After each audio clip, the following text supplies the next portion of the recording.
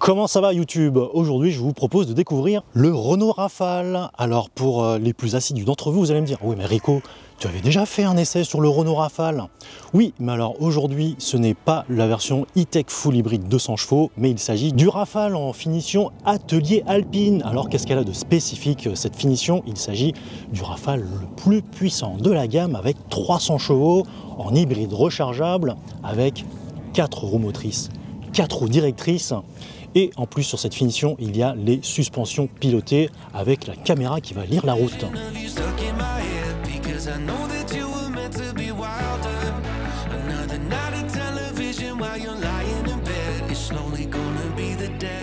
Avant de commencer la vidéo, je vous invite vivement à vous abonner à ma chaîne. Durant ces 3 derniers mois, au moment où je tourne cette vidéo, vous êtes toujours plus de 34 000 spectateurs réguliers à regarder mes vidéos sans être abonnés. Alors par contre, il y a tout de même presque 114 000 nouveaux spectateurs qui ont découvert ma chaîne. Alors n'hésitez vraiment pas à vous abonner à ma chaîne, sachant qu'il y a toujours des marques, bien que j'ai dépassé les 10 000 abonnés, qui n'ont pas encore ouvert leurs portes, que ce soit pour des essais presse ou des essais en parc presse. Alors n'hésitez vraiment pas, d'autant plus que je pourrais ainsi continuer à vous offrir toujours des vidéos de qualité, garanties sans bruit de pixels, même sur votre télé 4K. Et non, je ne me filme pas avec une GoPro, mais avec du matériel professionnel, sans parler de la caméra qui est en train de me filmer. N'hésitez vraiment pas à vous abonner à ma chaîne YouTube, d'autant plus que l'abonnement à une chaîne YouTube vous coûte 0 €. Ça vous permet d'avoir dans la rubrique abonnement de voir les dernières vidéos sorties par vos youtubeurs préférés. Au niveau du design, il n'y a pas grand chose qui change par rapport à la version e-tech full hybride 200, et ça c'est un petit peu dommage. Il faut être un petit peu connaisseur et avoir l'œil. Il faut savoir que c'est sur la finition atelier alpine qu'on aura les suspensions pilotées, les jantes de 21 pouces. Il y a aussi la peinture bleu mat qui n'est disponible que sur cette finition atelier alpine. Donc ce seront ces quelques points où on pourra la distinguer d'une version e-tech full hybride 200. À savoir qu'on a aussi le Rafale PHEV 300 chevaux avec uniquement la finition Esprit Alpine, et on n'aura pas les jantes de 21 pouces, ni la peinture exclusive en option, ni les suspensions pilotées. Au niveau du coffre, de l'habitabilité et de l'intérieur de ce Rafale hybride rechargeable 300 chevaux, eh bien, je vous invite à aller voir ma précédente vidéo sur le Rafale Full e-tech hybride 200 chevaux, car on est à 99,99% identique à cette version-là. Donc n'hésitez vraiment pas, mes vidéos sont chapitrées. Alors ce qui va changer, c'est au niveau de l'avant, il va y avoir un petit bouton au niveau de l'accoudoir coulissant qui va permettre de choisir les modes de roulage. On va pouvoir choisir le mode hybride, le mode électrique ou bien le mode e-save. Le mode e-save, lui, va permettre de garder un certain pourcentage de batterie tout en roulant. D'ailleurs, avec la présence de ce bouton, on va perdre la fente où on pouvait poser son smartphone sur cet accoudoir. Donc c'est vraiment la seule différence à l'avant dans ce Rafale 300 chevaux. Le Rafale mesure 4,71 m de long, 1,86 m de large et il mesure 1,61 m de haut. Alors ce qui est cool sur le Rafale, c'est qu'il est équipé du haillon main libre. Donc là, quand on n'a pas les mains libres, on passe un petit pied sous le pare-choc. Voilà, le haillon motorisé s'ouvre. C'est super pratique. C'est à l'arrière gauche du véhicule qu'on va pouvoir faire le plein de sans-plomb. On a un réservoir de 55 litres. C'est à l'arrière droit qu'on va recharger la batterie de 22 kWh. Alors c'est un petit peu dommage que ce soit limité seulement à du courant alternatif à 7,4 kW. Parce que sur les nouveaux véhicules plug-in hybrides rechargeables du groupe Volkswagen, on peut recharger donc leur hybride rechargeable avec du courant continu à 50 kW. Donc là, limité à du 7,4 kW, on va passer de 20 à 80%, à peu près 2h20.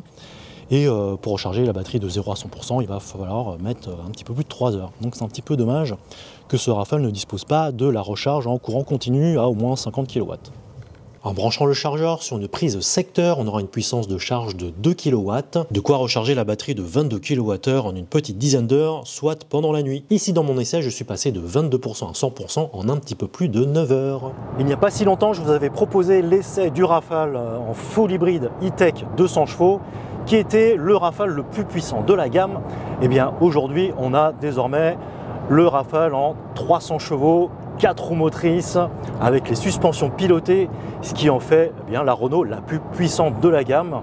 Et on sent vraiment qu'il y a une montée en gamme chez Renault avec ce nouveau Rafale. Alors, il faut savoir que cette version est passée entre les mains de l'écurie Alpine. Les 300 chevaux sont répartis sur 3 moteurs. Le premier qui est le moteur thermique, le fidèle 1,2 litre 3 cylindres qui ici développe désormais environ 150 chevaux pour 203 Nm de couple.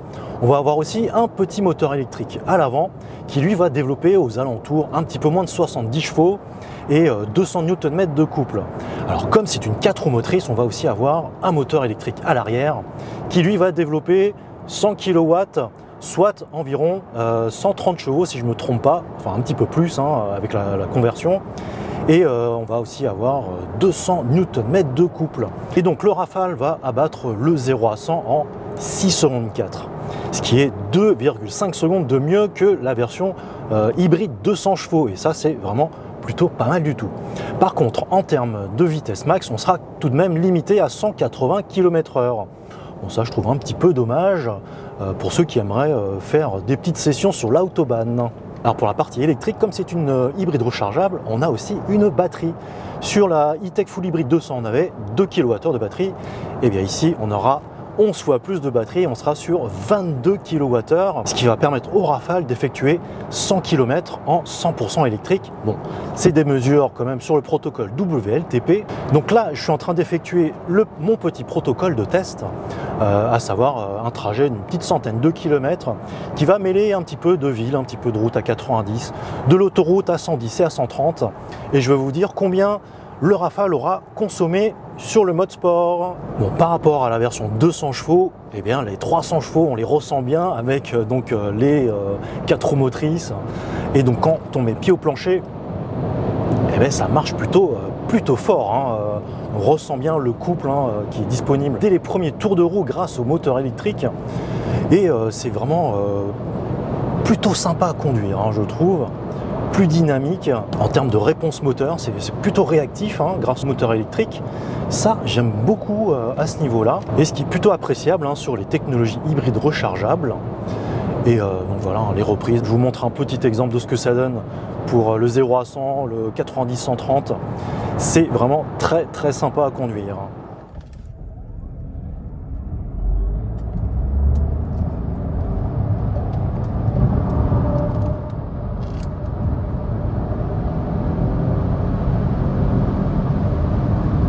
En roulant tranquillement, le Rafale sera en mode traction. Selon l'adhérence, la pression de l'accélérateur, la puissance pourra aller jusqu'à 80% sur l'essieu arrière. Sur le profil de conduite sport, on aura un véhicule plus typé propulsion. Avec une conduite un peu plus sportive sur le profil de conduite sport, eh bien le Rafale se débrouille vraiment très très bien. Et bien qu'il pèse plus d'1,9 tonne, eh bien grâce aux 300 chevaux, on ne les ressent pas du tout. Et d'ailleurs, merci aux 4 roues motrices, la puissance passe vraiment bien au sol, contrairement au PHEV que j'ai pu essayer, qui était uniquement en traction, bien qu'il n'y avait que 204 ou 272 chevaux. Le châssis aussi est vraiment pas mal du tout. On arrive à avoir quelque chose qui est très sain. C'est très agile grâce justement au système Ford Control. Le roulis est aussi bien maîtrisé. On arrive à prendre quand même du plaisir de conduite à bord de ce Rafale. En tout cas, bien plus que la version full hybride 200 chevaux. Ça, je peux vous l'assurer. Ce sera au moment du freinage qu'on ressentira le poids. Alors je ne sais pas si c'est à cause de la saison vu qu'on est en automne, mais sur des freinages un petit peu forts, je trouvais que l'ABS se déclenchait un petit peu tôt. Tout comme la version E-Tech Full Hybrid 200 chevaux, on a du freinage régénératif qu'on pourra régler grâce aux palettes au volant selon 3 puissances. Alors moi j'aime bien le fait de pouvoir jouer avec justement le freinage régénératif, car on va pouvoir aussi le couper et faire ainsi du roue libre. C'est comme ça qu'on pourra grappiller des kilomètres gratuitement grâce à l'inertie du véhicule. Alors par contre, on ne pourra pas faire comme sur la version 200 chevaux, on ne pourra pas faire de one pédale. On sera obligé d'appuyer sur le frein pour arrêter le véhicule. Bon, il faut noter tout de même que le véhicule ne garde pas en mémoire l'intensité qu'on aura mis sur la session de conduite précédente. Ça, c'est un peu dommage. Alors que le Scénic E-Tech, lui, avait gardé en mémoire l'intensité qu'on avait mis lors de la conduite précédente. Alors si vous n'utilisez pas le freinage régénératif, il faut savoir que bon, le Rafale freine quand même très bien, sauf que c'est au niveau du toucher de la pédale de frein. Je ne l'ai pas trouvé si naturel, si progressif que ça, comparé par exemple à la Peugeot 508 PSE SW que j'avais essayé. Donc voilà, le toucher m'avait un petit peu surpris à ce niveau-là. Au niveau du confort, et même équipé avec des jantes de 21 pouces, ce Rafale est plus confortable que le Rafale full hybride 200 chevaux, et ça, merci aux suspensions pilotées. Alors moi j'aimerais saluer quand même le travail des ingénieurs de chez Renault depuis les derniers modèles, que ce soit le Captur, le Symbiose ou encore le Scenic E-Tech. Eh bien, il y a vraiment un excellent compromis entre confort et tenue de route. Alors cependant, on n'a pas un confort comme sur le Renault Espace, où on a un confort ultra confortable. Ici, c'est très confortable. Et même sur le mode sport, profil de conduite sport, on a un confort de suspension qui est loin d'être comme une planche de bois. Donc, ça reste un petit peu plus ferme, notamment pour se faire un petit peu plaisir dans les virages. On note que le Rafale maîtrise vraiment bien son roulis du coup. Et grâce aux roues directrices, on va gagner aussi en agilité. Je tenais à vous donner un petit point d'attention sur les 4 roues directrices, car la première fois que vous prendrez en main un véhicule avec le système ForControl, vous allez être un petit peu surpris du comportement, car on a l'impression que la voiture pivote. Alors bien sûr, ça n'a rien de dangereux, mais ça peut quand même surprendre quelques amateurs. Alors sur ce point-là, le ForControl, on n'aura pas les mêmes réglages que sur la version hybride E-Tech 200 chevaux. On avait jusqu'à 1 à 10 degrés de réglage sur le ForControl, ce qui n'est pas le cas sur cette version PHEV 300 chevaux. Alors moi j'aurais bien aimé qu'on puisse régler un petit peu plus finement l'amortissement à ce niveau-là. Ça c'est un peu dommage qu'on ne puisse pas régler l'amortissement ni justement ce ForControl sur ce PHEV 300 chevaux. L'avantage donc de ce système ForControl, c'est donc l'agilité dans les virages, mais c'est aussi un rayon de braquage vraiment très court en ville, et ça c'est vraiment très appréciable. Alors voilà ce que ça donne en termes d'insonorisation à 110 km/h. Je trouve que c'est plutôt pas mal. On entend quand même légèrement un petit peu la circulation. Alors voilà ce que ça donne en termes d'insonorisation à 130 km/h. Alors 130 km/h GPS, sachant qu'on a quand même 4 km/h d'écart. Bon, il va falloir qu'on hausse un peu la voix pour se faire entendre, parce que bon, là ça souffle quand même un petit peu aujourd'hui, et donc on entend que le vent souffle au niveau des montants. Alors moi j'aurais bien aimé que ce soit légèrement mieux sonorisé, vu que c'est un hybride rechargeable et qu'on a quelquefois des phases en roulage en électrique. Donc pour le coup on entend un petit peu les véhicules qui roulent aux alentours. Au niveau des aides à la conduite, on a donc le régulateur de vitesse adaptatif couplé au maintien dans la file. Alors le système lui est plutôt fiable, à savoir que parfois donc, quand il y a du soleil et que la route est un peu mouillée, la caméra a un petit peu mal à détecter un peu la file, donc il va falloir faire attention sur ce point là. Sinon le système est plutôt fiable comme je vous le dis. C'est pas un effet ping-pong dans la voie, mais en fait parfois le véhicule va se coller un petit peu plus sur la gauche, un petit peu plus sur la droite, mais en fait on va pas avoir de correction brusque de la trajectoire. Donc ça fonctionne vraiment très bien à ce niveau-là. Et on a aussi le volant qui est capacitif, c'est-à-dire que quand on pose les mains, l'avertissement va s'enlever quand on va poser les mains. Grâce à ces 4 roues motrices, ces 4 roues directrices et ces suspensions pilotées couplées aux différents profils de conduite, ça fait de ce Rafale un véhicule ultra polyvalent, le plus polyvalent qui m'était donné d'essayer. Il pourra même vous procurer du plaisir de conduite. Me voici arrivé à la fin de cet essai consommation. J'ai fait donc un parcours d'à peu près 96 km. Donc le Rafale sur le mode sport a consommé 5 litres 7 au 100 de samplon et 14,4 kWh au 100, avec 33 km tout de même en tout électrique. Donc c'est vraiment plutôt pas mal. On est à 30% de ce type de trajet là en full électrique. Donc ça c'est vraiment plutôt sympa. Au niveau de la consommation purement électrique, j'ai fait un trajet pour restituer le véhicule, un trajet de à peu près 22 km. Le véhicule a consommé 18,2 kWh. Donc avec une batterie de 22 kWh, on va pouvoir dépasser les 100 km d'autonomie WLTP à 120 km à peu près. Donc dans ces conditions de roulage, c'est plutôt pas mal du tout. Ce Rafale hybride rechargeable 300 chevaux est disponible à partir de 54 500 € sur la finition Esprit Alpine. Alors moi j'ai à l'essai la version Atelier Alpine à 59 000 €.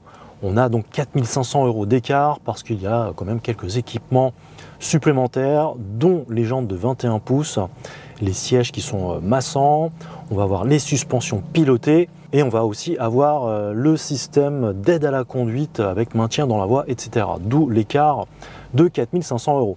À savoir qu'il y a 3 options sur ce véhicule d'essai: le toit vitré Solar Bay, j'ai aussi le système audio Harman Kardon que je vous invite à découvrir sur mon compte Instagram. Je vous donne un petit aperçu. C'est le même système audio qu'il y a sur le Rafale E-Tech Full Hybrid 200 chevaux. Et il y a aussi la peinture. Donc la peinture qui est exclusivement disponible que sur cette finition Atelier Alpine à 2200 €. Donc on est sur un tarif total de 63 700 €. Et voilà, c'est terminé pour cette vidéo. J'espère qu'elle vous a plu. N'hésitez surtout pas à me dire en commentaire ce que vous pensez de ce nouveau Rafale, le plus puissant de la gamme. Et bien n'oubliez surtout pas de vous abonner à ma chaîne, c'est vraiment très important pour la vie de la chaîne. Et de cliquer sur la cloche pour ne pas rater mes prochaines vidéos. Et bien sur ce, je vous dis portez-vous bien, attention sur la route et je vous dis à bientôt. Allez, salut!